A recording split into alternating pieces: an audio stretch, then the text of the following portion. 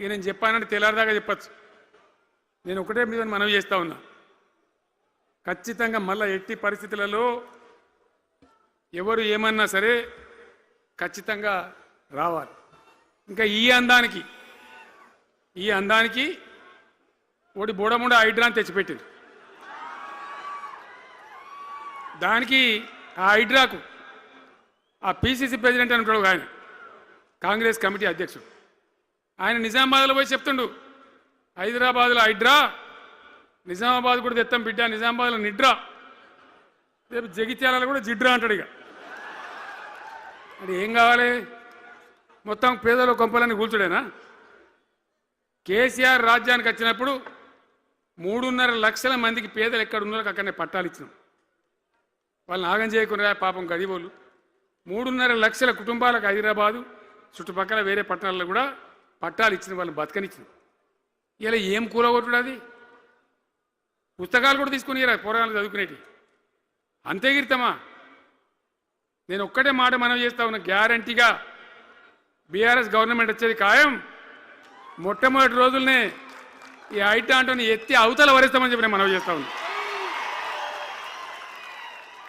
తీసేయన్నా దాన్ని, ఐటాన్ని తీసేయనన్నా? పక్క మాటనా? మళ్ళా మొదలు పెట్టిరా ఇక జరాగు, 5 నిమిషాలు అది అయిపోతుంది. హైడ్రాని పీకేసి మొదటి సంతకంతోనే తీసి చెరువులో వాడేస్తాం దాన్ని. ఇప్పుడు మనం చేయలేం, 46,000 చెరువులు మంచిగా చేసినాం. ఏమన్నా గుడిసె కూడా కొలగొచ్చామా? ఇల్లు కూడా వచ్చామా? ఇదేమి ఇచ్చేంతరం నాకు అర్థం కాదు. మూసి అని దాని ఎంబడి వాడారు, దానికి ఆడ గరీబులు ఉంటారు పాపం.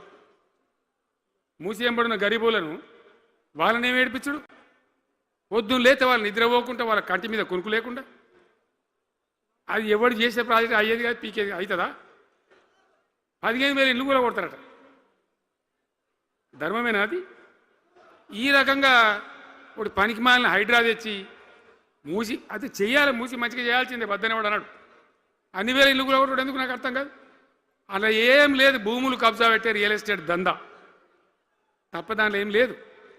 మూసి ప్రజల కోసం కాదు, నగర ప్రజల కోసం కాదు, ఈజీగా చేయగలిగిన దాన్ని, మామూలుగా చేయగలిగిన దాన్ని నాశనం బట్టి దాన్ని కథం పడతా ఉన్నా. ఏది చూసినా కూడా ఒక రకమైన దోపిడీ, ఒక రకమైనటువంటి గుండాగిరి, అరాచక వ్యవస్థతో ముందుకోతున్నారు తప్ప ప్రజా సంక్షేమాన్ని కాంక్షించి ఒక్క స్కీమ్ కూడా రాలే. ఇరిగేషన్ ప్రాజెక్టులు అన్ని పండబెట్టిరు. ఏం రోగం? ఒకనాడు కాకతీయ కాలువ మీద, మన వరద కాలువ మీద మోటార్లు పెడితే ఏం కోసాది?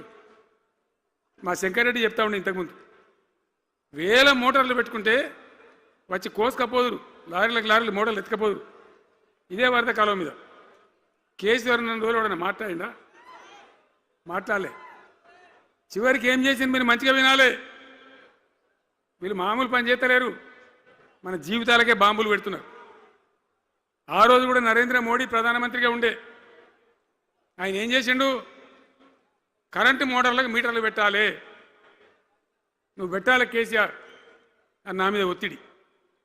నేను చెప్పిన నా పానం పోయినా సరే, సచ్చినా సరే నేను మీటర్ పెట్టా అని చెప్పింది. పెట్టలే.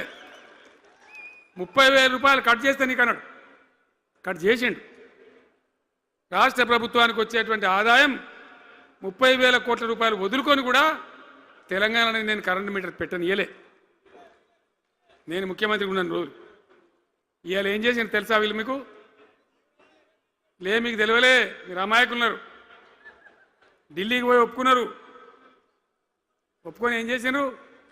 అయ్యా బాంచని మీటర్లు పెడతాము, మాకు ఆ పైసలు అయింది, కేసీఆర్ వద్దన్నారు కదా మేము తీసుకుంటాము అని ఆ డబ్బు తీసుకొని వీళ్ళే ఈ గవర్నమెంట్ పోయి సంతకం పెట్టి ఇప్పుడు మొదలైతే ఇక ఇప్పుడు వస్తాయి మీటర్లు. ఎదుర్కొందామా?